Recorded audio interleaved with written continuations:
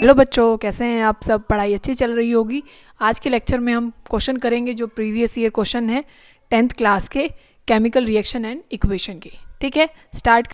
तो क्वेश्चन है what happens chemically when quicklime is added to water. पहले आपको क्विकलाइम का फार्मूला पता होना चाहिए। क्विकलाइम क्या होता है? CaO। इसको किस में मिला दिया जाए? पानी में। किस में डाला जाए बच्चों? पानी में डाला जाए तो यहाँ पे क्या बनता है? यहाँ बनता है कैल्शियम हाइड्रोक्साइड। कैल्शियम का क्या बन जाता है? हाइड्रोक्साइड। ऑक्साइड है, पानी में मिलाया, हाइड्रोक्साइड बन गया। इसको क्या बोलते हैं? Slagged lime. क्या बोलते हैं बच्चों? Slagged lime. ठीक है, अब ये होती है एक तरीके की एक्सोथर्मिक रिएक्शन। ठीक है, तो आपको याद रखनी है कौन सी रिएक्शन है?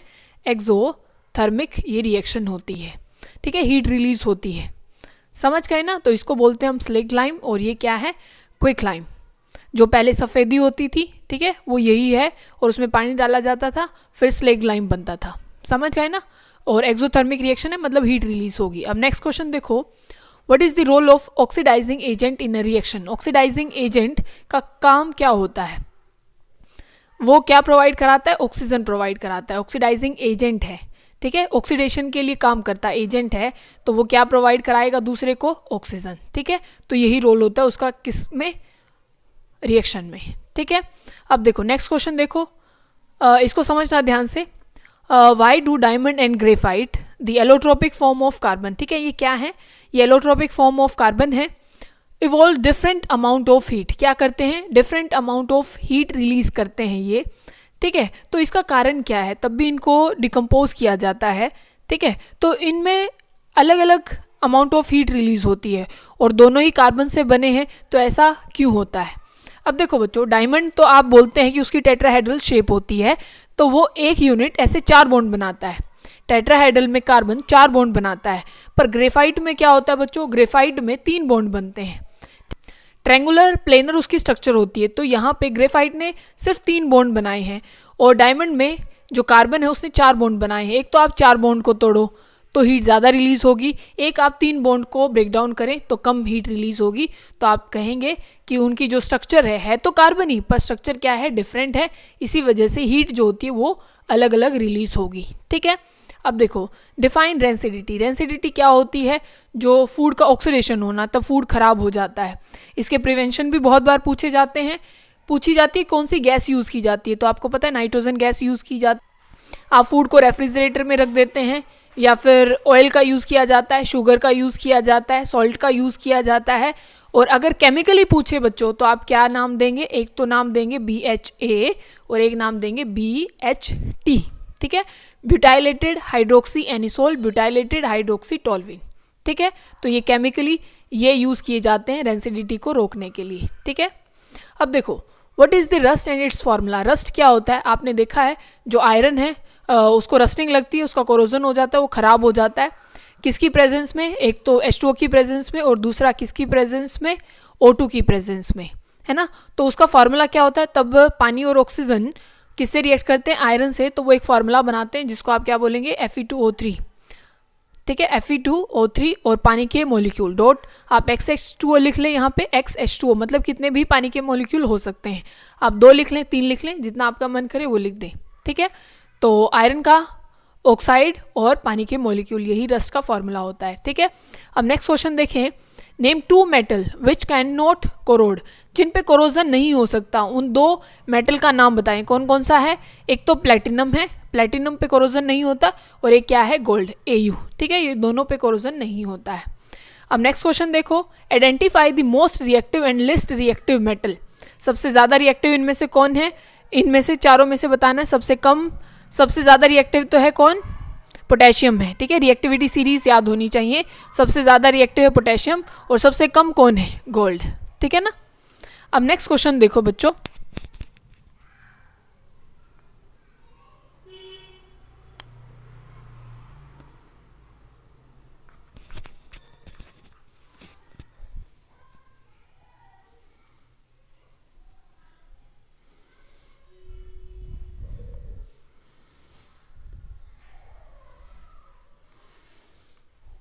अब ये क्वेश्चन ध्यान से समझना। देखो ये रिएक्शन दी गई है BaCl2 + Na2SO4 gives BSO4 plus NaCl। ठीक है, ये दिया गया है। इन्होंने पूछा है टाइप ऑफ रिएक्शन, ये किस टाइप की रिएक्शन है। ये आपको दिख रहा होगा। तब भी ऐसे रिएक्शन आ जाए, दो मेटल आ जाए तो समझ जाना डबल डिस्प्लेसमेंट रिएक्शन है। ठीक है, तो कौन सी तरीके की रिएक्शन? डबल डिस्प्लेसमेंट रिएक्शन हो गई, दो मेटल हो गए। ठीक है ना। तो अब क्या है, अब क्योंकि यहाँ पे तो आ गया बेरियम आ गया और सोडियम यहाँ पे आ गया। ठीक है, डबल डिस्प्लेसमेंट। ठीक है, ये आंसर हो गया। अब इन्होंने पूछा is there any PPT form, क्या यहाँ पे कोई PPT बनेगा? बिल्कुल, BSO4 PPT बनते हैं। यहाँ पे BSO4 के क्या बनते हैं? PPT बनते हैं और वाइट कलर के होते हैं बच्चों। कलर भी पूछा गया है, क्या है, कौन सा कलर होगा PPT का? तो आपको याद करना है BSO4 का कौन सा कलर है? वाइट। ठीक है, अब नेक्स्ट क्वेश्चन देखो। When brown copper powder is heated in China dish, black colour substance is formed. आपको उसका नाम बताना है कि कॉपर पाउडर को तब हीट किया जाता है चाइना डिश, तो ब्लैक कलर का एक सब्सटेंस बनता है, उसका नाम बताइए। तो अब देखो, तब कॉपर को आप हीट करते हैं, हीट ऑक्सीजन की प्रेजेंस में ही हो सकता है, ऑक्सीजन की प्रेजेंस में हीट कर सकते हो ना। तो क्या फॉर्मूला बनेगा? कॉपर का ऑक्साइड बन जाएगा। यही क्या है? ब्लैक कलर का होता है। ठीक है, यही किस कलर का होता है? Black colour. और उसका नाम पूछा है तो क्या आप बोलोगे? कॉपर का ऑक्साइड, कॉपर ऑक्साइड। ठीक है, अब नेक्स्ट क्वेश्चन ये क्या है? Thermal decomposition. बताओ क्या होता है? हीट की प्रेजेंस में ब्रेक डाउन करना। ठीक है, अभी ये कर रहे थे। ठीक है, आपको नेक्स्ट क्या बताना है बच्चों? थर्मल डीकम्पोजिशन, हीट की प्रेजेंस में किसी चीज़ को डिकम्पोज करना है। जैसे आपने रिएक्शन याद की होगी AgBr, इसको आप हीट करें। ठीक है, हीट करें और वैसे फोटो डीकम्पोजिशन में आ जाएगा। किसमें? फोटो डीकम्पोजिशन में, कि आप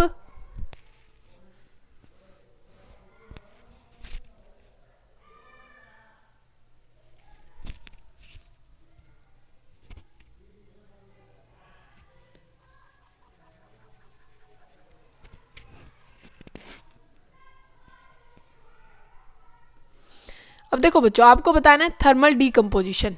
जैसे आपके पास CaCO3 है, आप उसको हीट कर दें तो वो किस में ब्रेक डाउन हो जाएगा? कैल्शियम ऑक्साइड में, और प्लस में क्या निकल जाएगी? यहाँ से CO2 बाहर निकल जाएगी। तो ये क्या है? Thermal decomposition. आप इसको हीट कर रहे हैं, थर्मली हीट प्रोवाइड कर रहे हैं।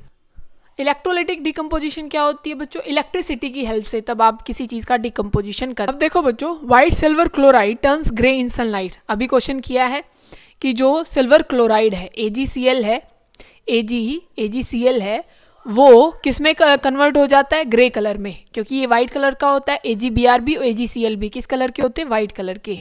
जैसे आप इसको सनलाइट में रखते हैं, किस में? सनलाइट में। तब आप इसको रखते हैं तो ये ग्रे कलर के होते हैं। जैसे सिल्वर का कलर होता है ना, तो ये वैसे ही बन जाते हैं। तो क्यों होता है? क्योंकि ये डिकम्पोज हो जाते हैं किस में? Ag में और Cl2 गैस में। Cl2 गैस होती है बच्चों येलो कलर की गैस, और Br2 कौन सी बताई अभी? Reddish brown. तो ये याद रखेंगे कि जैसे ही आप AgCl या AgBr को किस में रखते हैं? सनलाइट में रखते हैं, तो वो Ag में और यहाँ Cl2 और यहाँ Br2 में ब्रेक डाउन हो जाते हैं। बच्चों, अ सिल्वरी वाइट मेटल X, एक सिल्वर वाइट कलर का एक मेटल X है। मेटल बोला है, मेटल X याद रखेंगे, हर एक हिंट काम की होगी। मेटल X है, X is in the form of ribbon. ठीक है, किस फॉर्म में है? और वो रिबन फॉर्म में है। ठीक है, मतलब उसको रिबन में कन्वर्ट कर सकते हैं।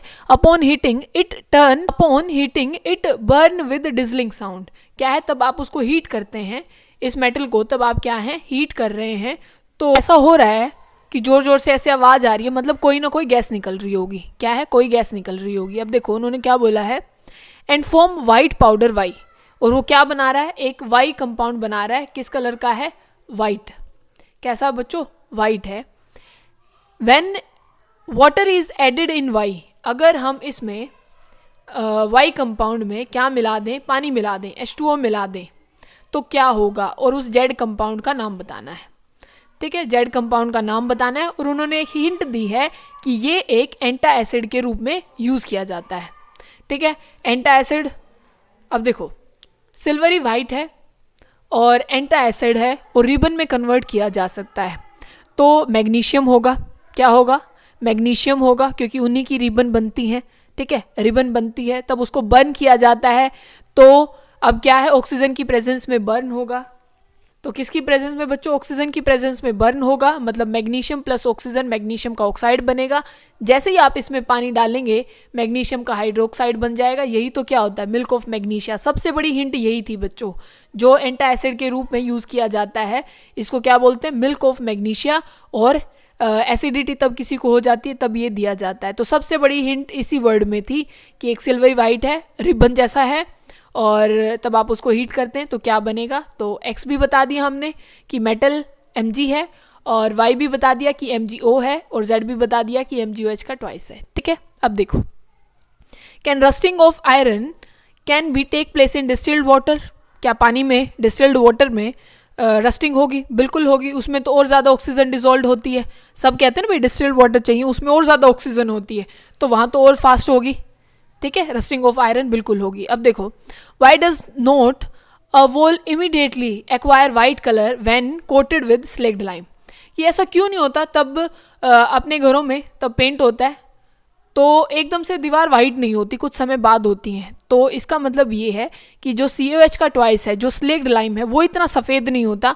तो वो दीवारें बिल्कुल सफ़ेद कब दिखाई पड़ती है? तब वो स्लेक्ड लाइम CO2 से रिएक्ट करता है तो कैल्शियम कार्बोनेट बनता है, जो बहुत ज़्यादा सफ़ेद होता है। ठीक है, इसका नाम बताओ कॉमन क्या है? लाइमस्टोन। क्या बच्चों? लाइमस्टोन। ठीक है, तो कैल्शियम कार्बोनेट ज़्यादा सफ़ेद होता है स्लेक्ड लाइम के कंपैरिजन में, तो इसी वजह से तब CO2 से रिएक्ट करती हैं वो दीवारें, तब जाके कैल्शियम कार्बोनेट बनता है, तब सफ़ेद होती हैं। समझ गए? अब नेक्स्ट क्वेश्चन देखो बच्चों, टाइप ऑफ रिएक्शन बतानी है कि ये कौन सी रिएक्शन है। K+Cl2, इसको क्या बोलेंगे? कम्बिनेशन होता है। दो तब चीज़ों को मिला देते हैं, तीसरी कोई एक चीज़ बनती है, तो कौन सी है? कम्बिनेशन। अगर इसका उल्टा कर दें, आपके पास एक कंपाउंड है और वो दो चीज़ों में टूट जाए तो डीकम्पोजिशन, है ना। अब यहाँ पे देखो क्या हुआ है, ये Cl2 था, प्लस में Ki, KCl बन गया और I2 बाहर निकली है। तो ये किस तरीके की रिएक्शन है? डिस्प्लेसमेंट। कैसे? Cl2 ने आयोडीन को क्या कर दिया? डिस्प्लेस कर दिया, और यहाँ पे क्या बन गया? KCl। तो कौन सी रिएक्शन हो गई? Displacement reaction. ये है CH4, मीथेन है, प्लस में ऑक्सीजन है, क्या मिला है बच्चों? CO2 और H2O। ऐसा कब होता है? तब भी आप किसी चीज, आपको क्या मिल जाए? ऑक्सीजन मिल जाए रिएक्शन में, और आपके प्रोडक्ट में आपको मिल रहा हो CO2 और साथ में पानी, तो समझ जाइएगा कंबशन रिएक्शन है, मतलब कुछ जलाया गया है। तब भी कुछ जलता है तो वहाँ से CO2 बाहर निकलती है और वाटर वेपर्स निकलते हैं, और ऑक्सीजन की प्रेजेंस में ही कोई चीज़ बर्न हो सकती है, मीथेन। ठीक है, तो ये एक कंबशन रिएक्शन है। अब देखो, name 2 salts use in the photography. Photography में कौन से 2 सॉल्ट यूज होते हैं? अभी अभी हमने ऊपर बात की थी, एक तो कौन है? AgCl, ठीक है, और एक क्या है? AgBr। ठीक है, इनकी डिकम्पोजिशन भी फोटो डिकम्पोजिशन होती है, तो ये आप दोनों याद रखेंगे, दोनों सॉल्ट यूज किए जाते हैं फोटोग्राफी में। तो ये पढ़ो, इसमें क्या पूछा गया है कि जितने भी खाने की चीज़ें हैं ये एल्यूमिनियम फॉइल में क्यों लपेटी जाती हैं? तो बताओ ऐसा क्यों होता है।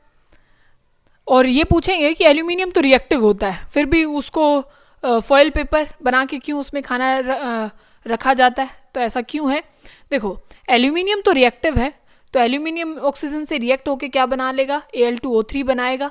जो Al2O3 है वो रिएक्टिव नहीं होता और ना वो हमारे लिए टॉक्सिक होता, तो इसी वजह से हम फॉइल पेपर में खाना लपेट सकते हैं। ठीक है, लपेट सकते हैं। रिएक्शन देखो बच्चों, ये है MnO2 प्लस HCl, MnCl2 बनता है प्लस H2O और Cl2।